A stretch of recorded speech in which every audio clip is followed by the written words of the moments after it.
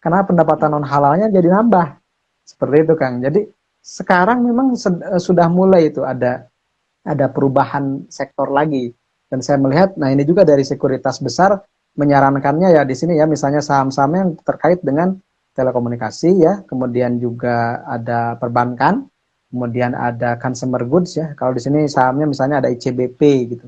Kemudian ada Mayora, ada TLKM, Antam misalnya, atau Inco ya yang nikel itu. Kemudian juga ada Adaro. Itu yang disebut oleh mereka. Ada juga CPO itu yang masih potensial upside-nya gede, teman-teman mungkin jarang dengar atau udah ada yang dengar, itu namanya TAPG, Triputra Agro Persada. Itu hampir apa namanya potensial upside-nya hampir 90% lebih dibandingkan nilai wajarnya. Tapi disclaimer on ya teman-teman.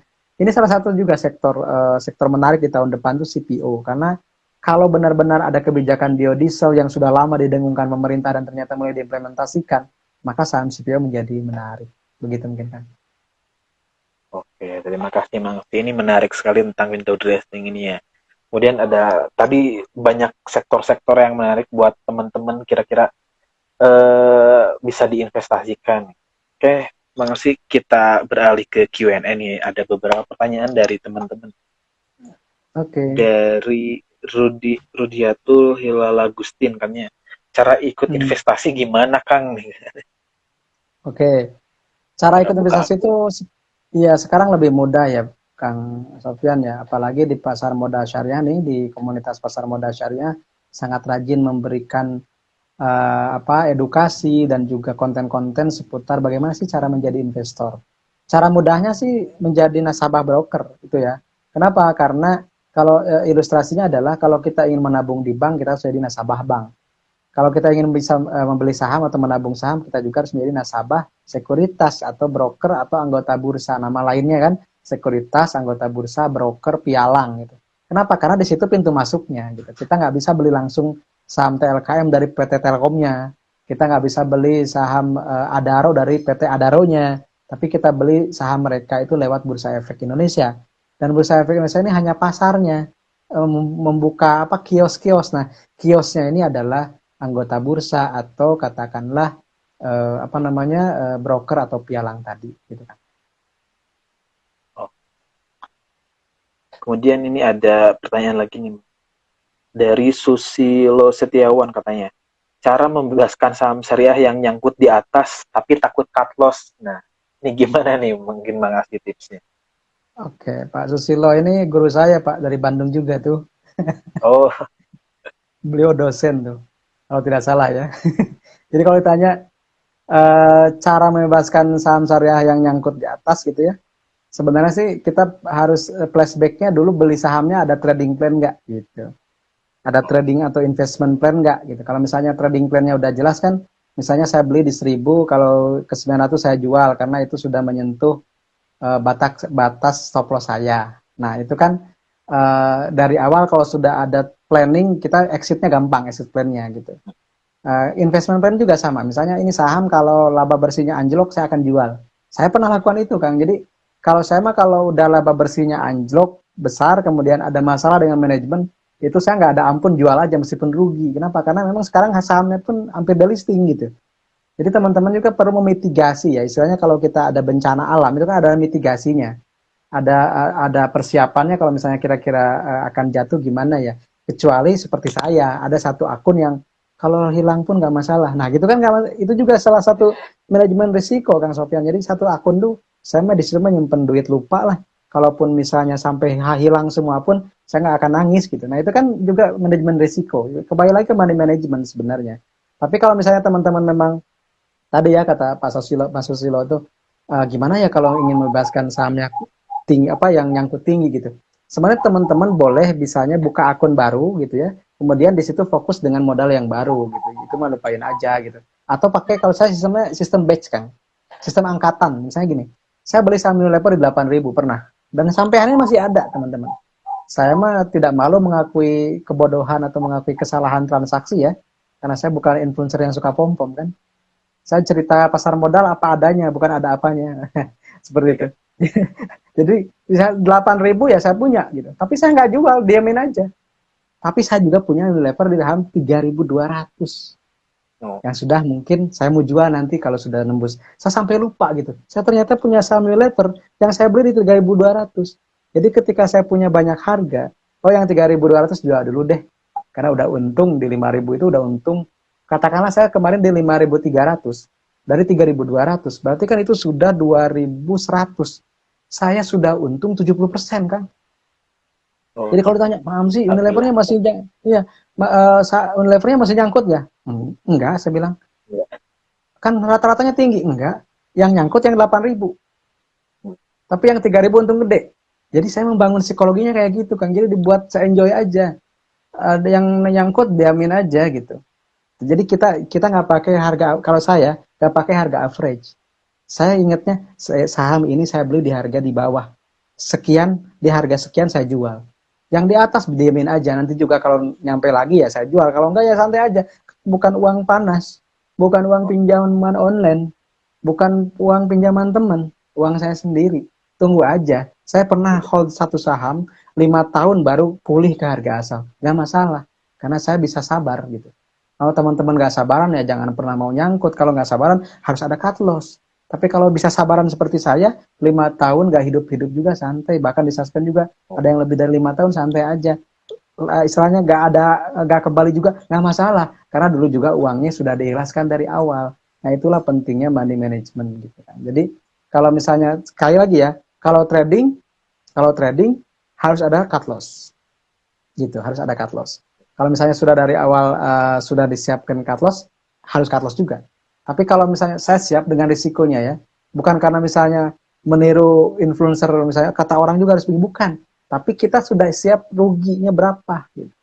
Kalau saya misalnya sebulan saya siap rugi katakanlah 5% atau 10%. Kalau sudah nyentuh itu ya saya berhenti trading, udah tutup dulu laptopnya.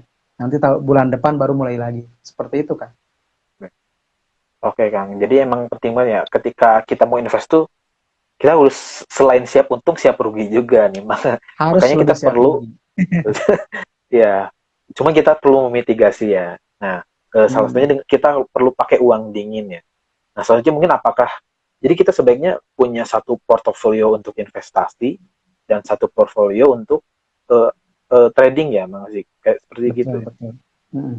Jadi lebih fokus pada ekuitas sih Kang. Jadi maksudnya Ya, bukan per sahamnya ya, tapi fokusnya ya, kepada jumlah saham yang ditanamkan. Karena kalau dari kita bicara saham, saham itu singkatan kan. Saham selalu ada hijau atau merah gitu. Singkatannya itu, betul ya, nggak? Pas ya, pas ya. Selalu ada ya, hijau atau merah gitu. Pasti ada turun, naik dan atau itu kuning ya, nggak bergerak gitu. Saham itu selalu ada, selalu antara hijau atau merah. Hijaunya naik, ataunya kuning, merahnya turun gitu kan. oke, oke. Nanti selanjutnya nih ada dari era Setiawati. Bagaimana kalau saham yang masih floating loss, tapi sudah bukan saham syariah nih? Sebagai investor syariah, apa yang mesti Iya, kita lakukan nih? iya. Terima kasih Kang. Dari tadi pertanyaannya los terus yang mungkin ini banyak yang Terus ya. nyangkut ya. Ini lagi banyak yang nyangkut. Padahal indeksnya lagi bullish nih, harusnya untung dong. Ya. Oke, kalau ditanya tadi ya, apa namanya, kalau yang floating loss-nya itu saham non syariah, biarin aja gitu. Kalau mau jual juga silakan, karena cuma bisa jual, nggak bisa beli, nggak bisa di average down Oh, gitu. Saya yakin. Kalau yang pakai sistem online trading syariah, kalau sahamnya non syariah itu cuma bisa opsi jual, nggak bisa opsi beli. ya, betul. Artinya nggak bisa di average down, nggak bisa misalnya bikin lagi harga baru di bawah, nggak bisa, hanya bisa jual. Nah, karena itu juga salah satu risiko dari trading saham syariah adalah sahamnya keluar dari daftar efek syariah. Nah, karena itulah mitigasinya apa? Mitigasinya install aplikasi Hisa dari Syariah Saham. Karena di situ selalu ada update porsi utang berbasis bunga dan porsi pendapatan non halal. Jadi udah kelihatan nih nextnya ini kayaknya dikeluarkan deh dari saham syariah gitu. Kenapa? Karena utangnya membengkak. Kita juga di Instagram Syariah Saham sering bahas tentang konten kemungkinan saham ini akan keluar dari DES. Kemungkinan saham ini akan masuk ke DES. Dan itu memang rata-rata akurat gitu. Bahkan kita bisa memprediksi saham IPO ini masuk syariah atau bukan gitu kan. Kenapa? Karena kita bedah prospektusnya seperti itu. Oh, ini ada banyak pertanyaan. Mungkin ini terakhir ya mungkin. Saya Mangga, mangga tanyakan siap. eh bentar. Oh mungkin gini maksudnya nih, ketika window dressing ini kan manajer investasi melakukan apa namanya eh rebalancing atau semacam itunya. Apakah itu sesuai prinsip syariah atau enggak? Kira-kira. Oke, oke, oke. Kita ini nanyanya ke fikih berarti ya. Iya, Masuknya ranah ranah fikih ini. Saya ya, jawabnya gini.